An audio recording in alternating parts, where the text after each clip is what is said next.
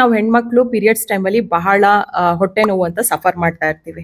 ಮನೆಯವರು ಹೇಳ್ತಾರೆ ಇದಕ್ಕೆ ಯಾವ್ದು ಮಾತ್ರೆ ತಗೋಬೇಡ, ಹಾಗೆ ಮ್ಯಾನೇಜ್ ಮಾಡ್ಕೊಂಡು. ಯಾವ ಸಂದರ್ಭದಲ್ಲಿ ಹೊಟ್ಟೆ ನೋವನ್ನ ನಾವು ಇಗ್ನೋರ್ ಮಾಡ್ಬೋದು, ಯಾವಾಗ ನಾವು ಡಾಕ್ಟರ್ನ ಕನ್ಸಲ್ಟ್ ಮಾಡ್ಬೋದು? ಅದರಲ್ಲಿ 2 ತರ ಇರುತ್ತೆ. ಒಂದು ಸ್ಪಾಸ್ಮೋಡಿಕ್ ಡಿಸ್ಮೆನೋರಿಯಾ ಅಂತ, ಇನ್ನೊಂದು ಕಂಜೆಸ್ಟಿವ್ ಡಿಸ್ಮೆನೋರಿಯಾ ಅಂತ. ಯೂಶಲಿ ಇದು ಸ್ಪಾಸ್ಮೋಡಿಕ್ ಡಿಸ್ಮೆನೋರಿಯಾ ಪೀರಿಯಡ್ ಶುರು ಆಗ್ತಿದ್ದಂಗೆ ಶುರು ಆಗೋ ಪೇನಿಗೆ ಲೇಬಲ್ ಮಾಡ್ತೀವಿ. That is normal. ಮುಂಚೆ ನನಗೆ ಯಾವತ್ತೂ ಪೇನ್ ಬರ್ತಾ ಇರ್ಲಿಲ್ಲ, ಇತ್ತೀಚೆಗೆ ನನಗೆ ಪೀರಿಯಡ್ಸ್ ಟೈಮಲ್ಲಿ ಪೇನ್ ಸ್ಟಾರ್ಟ್ ಆಯ್ತು ಅಂತ.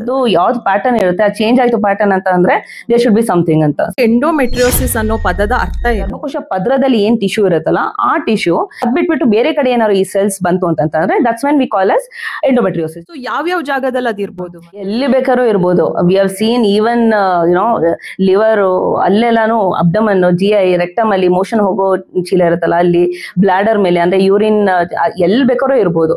ಪೇಷಂಟ್ಗೆ ಎಂಡೋಮೆಟ್ರಿಯೋಸಿಸ್ ಇದೆ ಅನ್ನೋದಕ್ಕೆ ಏನೇನ್ ಲಕ್ಷಣಗಳಿರುತ್ತೆ? ವಿಪರೀತ ಪೇನು, ಅದೇನ್ ಪೇನ್ ಕಿಲ್ಲರ್ಸ್ ತಗೊಂಡ್ರು ಸೆಟ್ಲ್ ಆಗಲ್ಲ, ಆ ತರ ಪೇನ್ ಇರುತ್ತೆ ಅವರಿಗೆ. ಮಕ್ಕಳಾಗೋದಿಕ್ಕೂ ತೊಂದರೆ ಆಗುತ್ತೆ.